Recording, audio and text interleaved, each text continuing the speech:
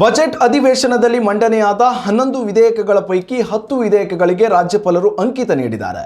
ಆದರೆ ಸ್ಥಳೀಯ ಸಂಸ್ಥೆಗಳ ಚುನಾವಣೆಗಳಲ್ಲಿ ಇವಿಎಂ ಬದಲಿಗೆ ಬ್ಯಾಲೆಟ್ ಪೇಪರ್ ಬಳಕೆ ಕಡ್ಡಾಯಗೊಳಿಸುವ ಕರ್ನಾಟಕ ಸರ್ಕಾರದ 2026ರ ಗ್ರಾಮ ಸ್ವರಾಜ್ ಮತ್ತು ಪಂಚಾಯತ್ ರಾಜ್ ವಿಧೇಯಕಕ್ಕೆ ರಾಜ್ಯಪಾಲರಿಂದ ಇನ್ನೂ ಹಸಿರು ನಿಶಾನೆ ದೊರಕಿಲ್ಲ ಎನ್ನಲಾಗಿದೆ.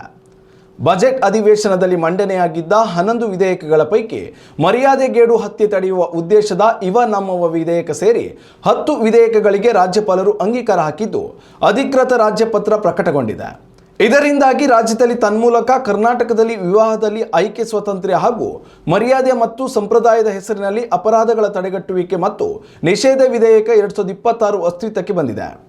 ಇನ್ನುಳಿದಂತೆ ಶಿಕ್ಷಕರ ವರ್ಗಾವಣೆ ವೇಳೆ ಕರ್ನಾಟಕ ಪಬ್ಲಿಕ್ ಶಾಲೆಗಳಿಗೆ ಆದ್ಯತೆ ನೀಡುವ ಕರ್ನಾಟಕ ರಾಜ್ಯ ಸಿವಿಲ್ ಸೇವೆಗಳು ಶಿಕ್ಷಕರ ವರ್ಗಾವಣೆ ನಿಯಂತ್ರಣ ತಿದ್ದುಪಡಿ ಮಸೂದೆ, ಕರ್ನಾಟಕ ಪೊಲೀಸ್ ಮಸೂದೆ, ಕರ್ನಾಟಕ ಮುನ್ಸಿಪಾಲಿಟಿಗಳ ಮತ್ತು ಕೆಲವು ಇತರ ಕಾನೂನು ಮಸೂದೆ, ಕರ್ನಾಟಕ ವೃತ್ತಿಗಳ ಕಸುಬುಗಳ ಆಜೀವಿಕೆಗಳ ಮತ್ತು ಉದ್ಯೋಗಗಳ ಮೇಲಿನ ತೆರಿಗೆ ಮಸೂದೆ, ಕರ್ನಾಟಕ ಸರ್ಕಾರಿ ಶೈಕ್ಷಣಿಕ ಸಂಸ್ಥೆಯ ಭೂಮಿ ರಕ್ಷಣೆ ಮತ್ತು ಸಕ್ರಮಾತಿ ಮಸೂದೆ, ಕರ್ನಾಟಕ ಧನ ವಿನಿಯೋಗ ಮಸೂದೆ, ಕರ್ನಾಟಕ ಮೋಟಾರು ವಾಹನಗಳ ತೆರಿಗೆ ನಿರ್ಧರಣೆ ತಿದ್ದುಪಡಿ ಮಸೂದೆಗಳಿಗೆ ರಾಜ್ಯಪಾಲರಿಂದ ಅಂಕಿತ ದೊರಕಿದೆ.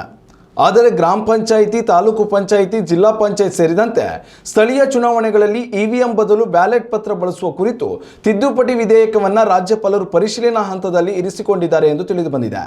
ಉತ್ತಮ ಸಂಸ್ಕಾರಯುತ ಶಿಕ್ಷಣದೊಂದಿಗೆ VSS English medium CBSE school Udupi Muddur.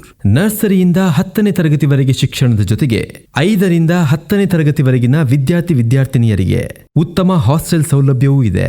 ನಿಮ್ಮ ಮಕ್ಕಳ ಪ್ರವೇಶಾತಿಗಾಗಿ ಈ ಸಂಖ್ಯೆಗೆ ಕರೆ ಮಾಡಿ.